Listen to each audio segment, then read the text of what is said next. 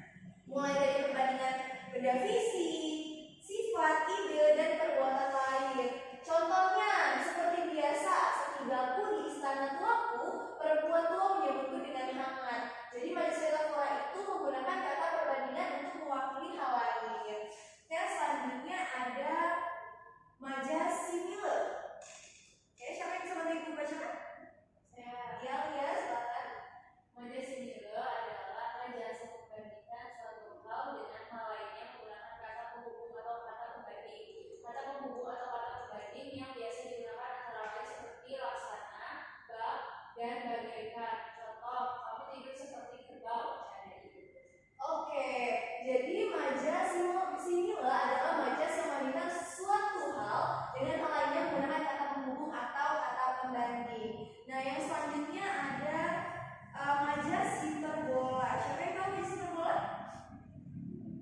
Tiara tahu? Tidak tahu, Ibu. Tidak tahu. Kalau tidak tahu boleh bantu Ibu bacakan. Majas hiperbola. Hiperbola adalah gaya bahasa yang mengandung pernyataan dengan cara menunjukkan sesuatu dari yang sebenarnya. Contohnya yang pertama, saya berkata kepada suaminya, adapun akan emas ini sampai kepada anak cucu kita sekalipun tiada habis dibuat belanja. Yang kedua, aku tak dapat berbicara, tanganku dingin bak es yang keluar dari freezer. Oke, jadi kalau majas hiperbola itu dia katanya dilebih-lebihkan ya. Oke, bisa dipahami? Bisa, Ibu. Oke, sekarang kalau sudah pada paham, Ibu bakal membuat penugasan. Oke. Nah, jika penugasannya menggunakan kaidah bahasa dalam hikayat dan cerpen. Tapi sepertinya pada kesempatan ini Ibu akan membagi dua kelompok saja ya. Jadi satu kelompok terdiri atas 2 orang. Dan tugasnya kita bisa menganalisis contoh hikayat. Nah, hikayatnya berjudul Hikayat Pangeran Majapahit dan cerpennya berjudul Senyum di Balik Air Mata. Selanjutnya kita mengidentifikasi kaidah bahasa yang digunakan, baik dari konjungsi urutan waktunya, majasnya, bahasa klasik atau modern. Yang selanjutnya membuat presentasi tentang perbedaan kaidah bahasa dalam hikayat dan cerpen. Jadi nanti kita presentasi apa sih perbedaan antara kaidah bahasa dalam cerpen dan kaidah bahasa dalam hikayat. Selanjutnya membuat karya tulis hikayat atau cerpen yang menggunakan kaidah bahasa yang tepat. Jadi nanti kita bakal bikin kaidah bahasa yang tepat. Oke. Assalamualaikum Ibu. Jangan lupa ya, salam kira. Oke, jadi di sini ada bikin kelompok udah pada punya kelompok masing-masing. Sekarang udah pada punya kelompok. 2 orang. Ibu. Oke. Selanjutnya ini ada kriteria penilaiannya ya anak-anak. Jadi nanti ada penggunaan, kalau misalnya kaidah bahasa yang tepat itu 30%, kalau analisisnya akurat itu 30%, kalau kreativitas dan originalitas karya tulis itu 20% dan presentasi yang efektif 20%. Oke, boleh dibuka bukunya. Bisa dilihat contoh hikayat dan contoh cerpennya. Nanti kalian langsung analisis saja ya.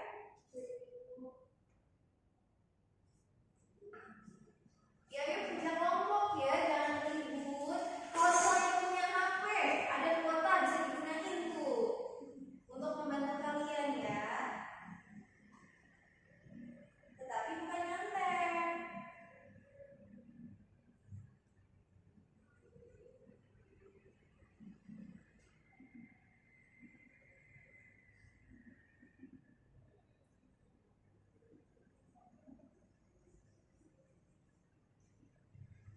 Ditulis di kertas folionya ya.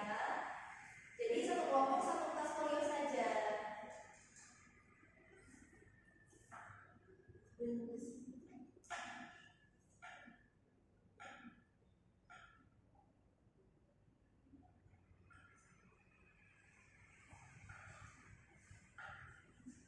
Sudah selesai kelas juga? Oke, fokus ya. Oke, kerjakan baik-baik, jangan nyontek. Yang aku ngerjainnya, jangan berdebat ya.